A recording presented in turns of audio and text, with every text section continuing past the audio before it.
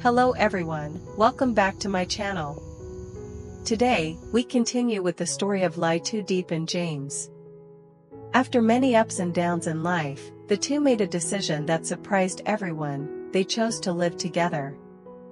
Not because things were easy, nor because they were ready, but because, in their hardest moments, they realized they needed a place to hold on to. A home to return to. On the first day, the small house on the outskirts was silent, except for the sound of wind passing through the old window. Deep quietly packed her clothes and a few personal items. James fumbled with the broken power socket, trying to fix it. Neither knew what to say, but both were silently trying to make things better. Living together wasn't as rosy as they had imagined.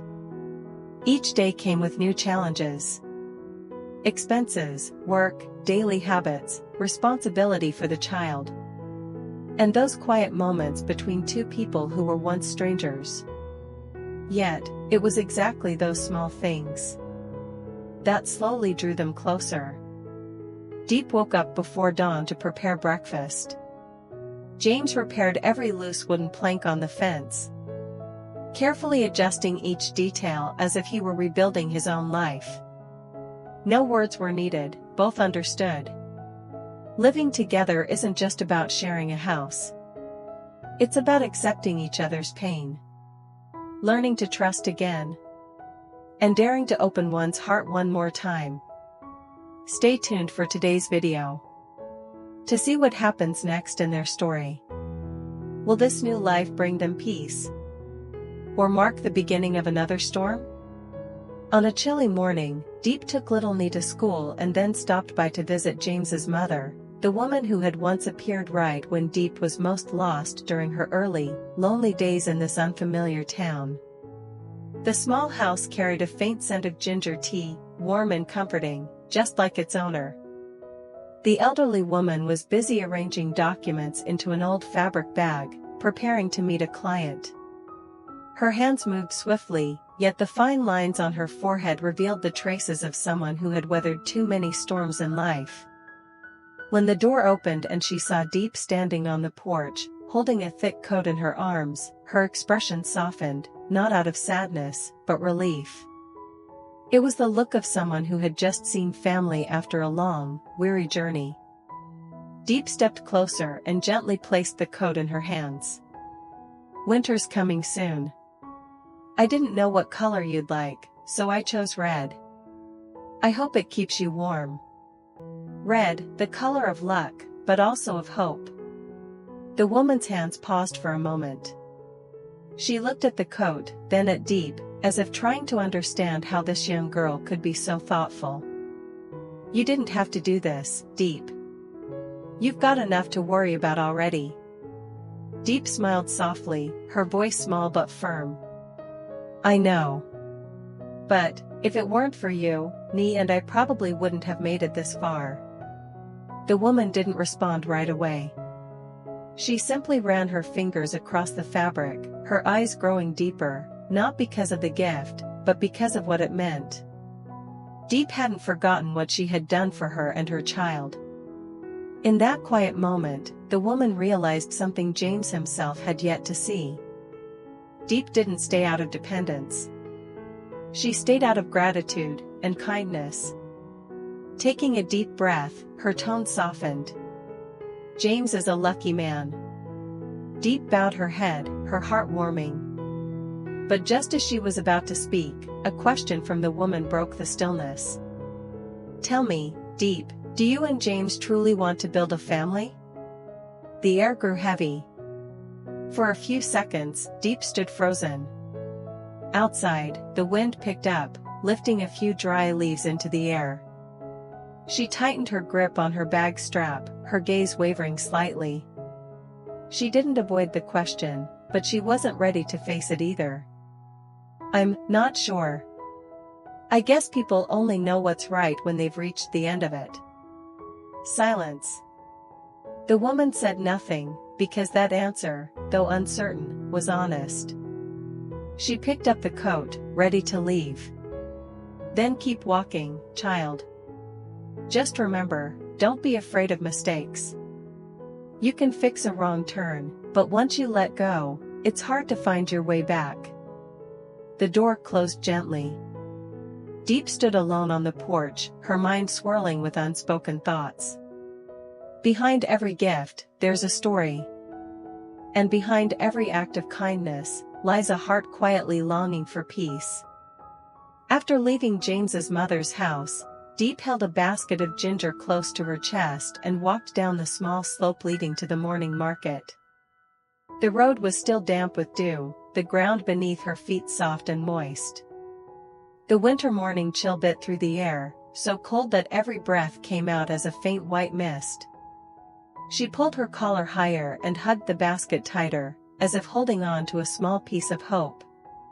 The sharp, warm scent of ginger drifted through the air, mingling with the smell of earth and the faint sweetness of morning mist, an earthy, honest fragrance that made Deep feel somehow strengthened. She paused for a moment, lifted her gaze to the still gray sky, and whispered to herself, "Today, I'll definitely sell it all." The market was already alive even before the sun had risen. The calls of vendors, the haggling voices, the clatter of metal scales, the sputtering of motorbikes, all blended into a symphony of everyday life. Deep slipped quietly into a small corner near the vegetable stalls, where the soft morning light fell just enough to warm the golden gleam of her ginger. She spread a piece of tarp over the damp concrete floor, still wet from last night's rain. The basket was set neatly in front of her. One by one, she arranged each piece of ginger with care, as if, in doing so, she was also putting her own life back in order. Each root was the result of many cold mornings, countless times digging, watering, and nurturing the plants so they wouldn't wither. To others, this might be just another day of selling produce. But to Deep, it was proof that she was truly starting over from zero. She didn't shout or bargain loudly.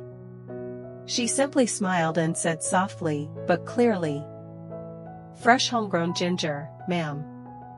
Makes a nice warm tea." Some people glanced and walked away.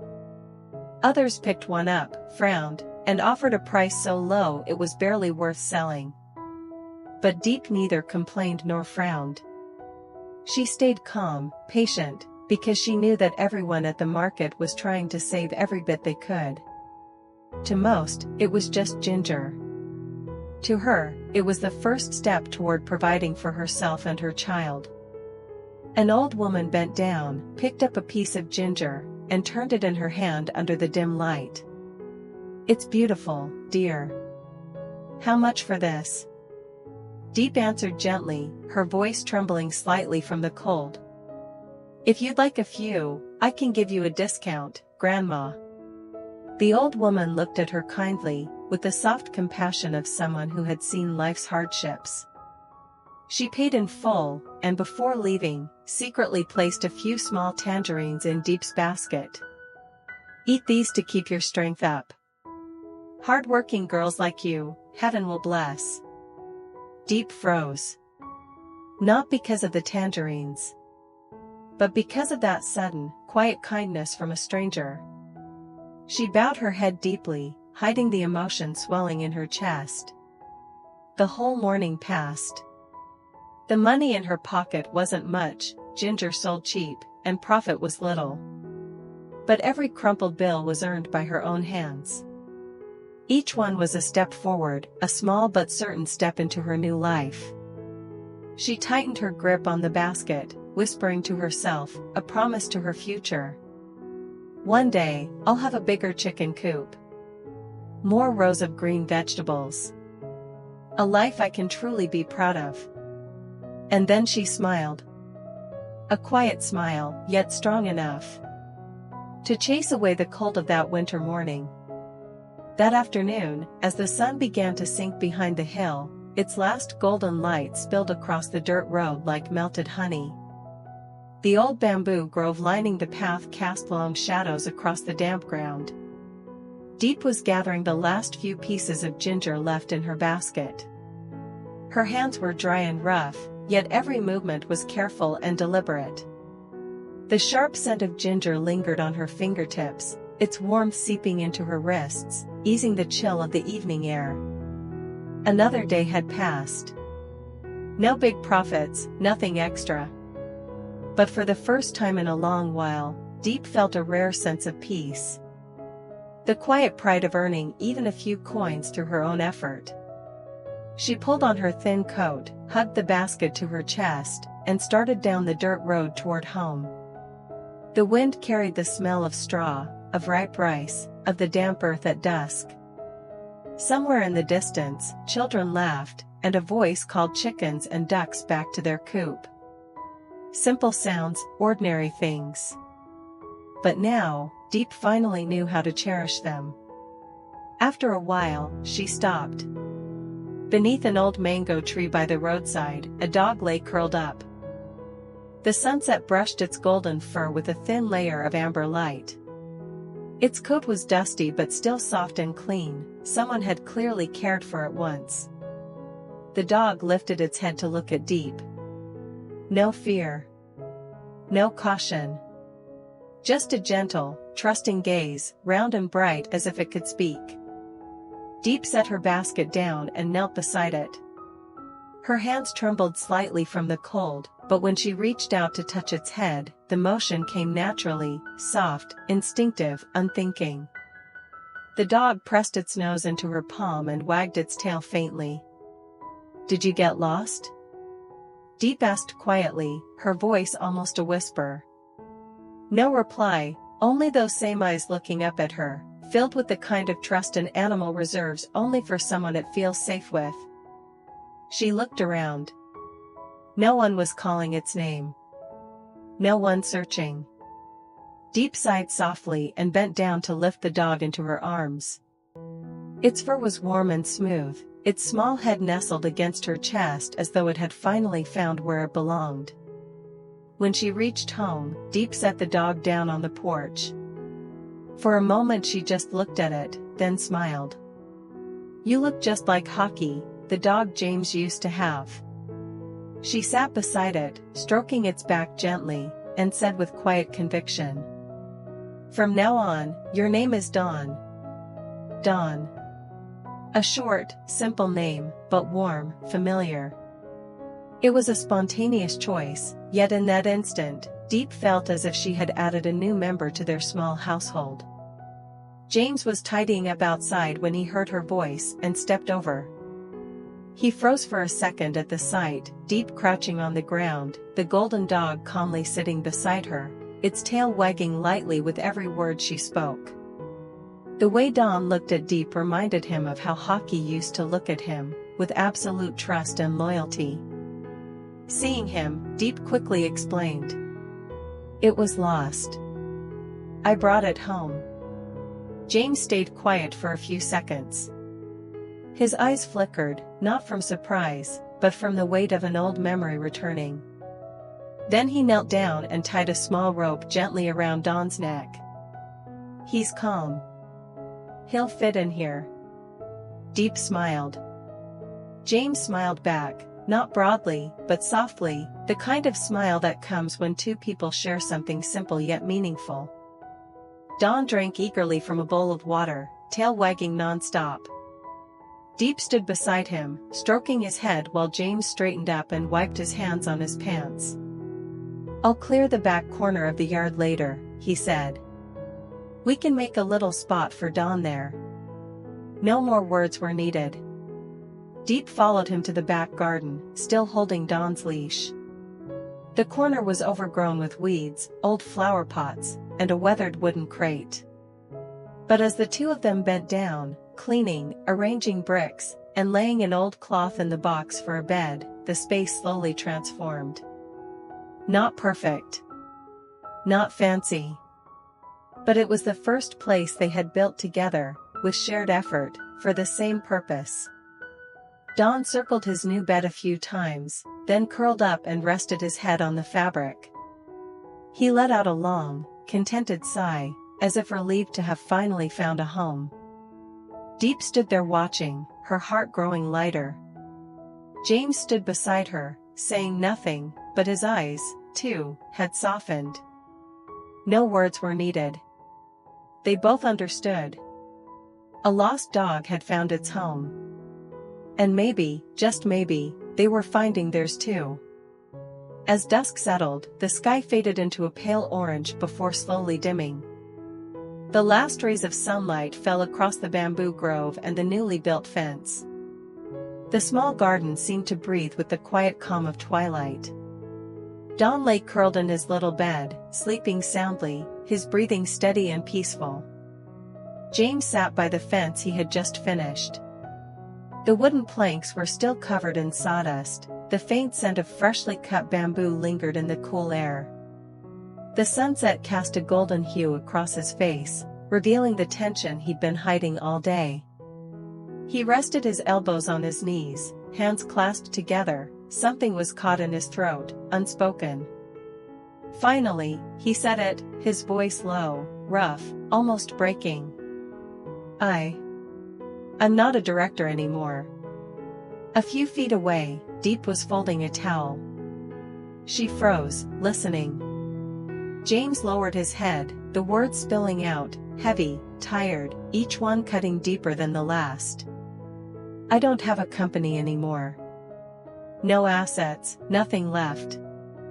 Everything I built for years, just vanished. I'm afraid, you'll be disappointed. The evening wind stirred the bamboo leaves, their rustling filling the silence between them. James's confession was like a blade, not cutting into Deep's heart, but into his own. He couldn't look at her. He didn't dare. In that moment, Deep saw it clearly, behind his calmness, behind all his quiet effort, James carried a deep fear. A fear of being abandoned. A fear of no longer being someone to be proud of. A fear of becoming just a man with empty hands. She set the towel down and walked toward him. Sitting beside him, close enough to feel the uneven rhythm of his breath, she didn't rush to speak. She let a few seconds pass, letting silence do what words couldn't. Then gently, she placed a hand on his shoulder, small, but steady. I already know. James looked up, startled by how calm her voice was. Deep smiled, not the kind of smile to cover pain, but the kind that steadies a person. I love you, not your title. The words were simple, light as air, but they lifted the weight off his chest completely. She looked straight into his eyes and continued. Director or not, company or not, that doesn't define your worth. I didn't choose to stay because of what you have. I stay because I know you're a good man, a man who's not afraid to start over. James clenched his fists, his lips trembling slightly, not from fear, but from the feeling of being truly seen, truly accepted. Deep squeezed his shoulder gently, a quiet promise, needing no papers, no vows. We'll start over. Together. The wind drifted through the porch, rustling the bamboo leaves as if nature itself agreed. Don stirred in his bed, his tail wagging faintly, as though he, too, understood what had just passed between them. No more distance. No more fear. Only two people, both scarred, both once lost. Now choosing to walk toward each other again. In peace, and with sincerity. Hearing Deep's words, it was as if James had finally lifted a great weight off his shoulders, one he'd been carrying for months. He didn't speak right away. He just looked at the woman before him, the one he had once thought was fragile, only to realize she was stronger than anyone he'd ever known. Deep sat beside him, her hand still resting on his shoulder, small, yet steady enough to keep him from falling apart. The sunset bathed her face in warm light, reflecting in her calm, resolute eyes. And in that moment, James understood, sometimes strength doesn't come from grand speeches or big gestures. It comes from silence, from someone choosing to stay when you have nothing left. He looked at her for a long time. When he finally spoke, his voice was deep, steady, no longer trembling. Thank you for not leaving me behind." Deep simply smiled, as if his words didn't need a reply. Because for her, loving someone had never been about conditions or possessions, it was about choice. Evening descended fully. A single light flickered on above the porch. Don lay curled up in his new bed in the garden, fast asleep on an old piece of cloth. The little house was wrapped in peace. James drew in a long breath, then stood up. He looked out over the small patch of land, the newly sprouted vegetable rows, the pile of bamboo waiting to be turned into a chicken coop, the bits of hope they'd poured into this place day by day. "We'll start again," James said quietly. Deep nodded. No grand promises. No talk of a rosy future. Just a simple, certain agreement. From nothing, they would rebuild everything. Brick by brick, nail by nail, coin by coin. With their own hands. They would start a small company. Create jobs for the people nearby. Let honesty and kindness guide the way. Not to prove anything to the world, but to prove to themselves that even after losing everything, a person can still stand up again. Because in the end, they both understood one simple truth. Happiness isn't about how much you have. It's about who's walking beside you. A warm coat may not make winter less cold. But a sincere heart, that's enough to warm the soul. Stay tuned for the next video tomorrow, to see where their journey of beginning again will lead. Cái tông mái, cái trán của mình nó rộng quá nên là mình phải để tông mái á mọi người. Mọi người hầu như đều thấy là mình hay để tông mái, nhưng mà để tông mái như thế này thì rất là nóng. Cái khí hậu ở chỗ mình sống nó khá là nóng nên là mình cũng không có thích việc để tóc nó kiểu lòa xòa, nhưng mà do cái tóc bữa nay nó dài quá mình phải kẹp lên một cục như thế này này, xin đỡ cho nó đỡ nóng cái phần gáy này. Vén sang đây cho nó nóng. Bây giờ thì mình để tóc mái vậy thôi, nhưng mà chỉ một lúc nữa là mình nóng quá là mình sẽ vén hết lên, dùng cái bờ ấy tóc mái lên luôn. Mình đang làm video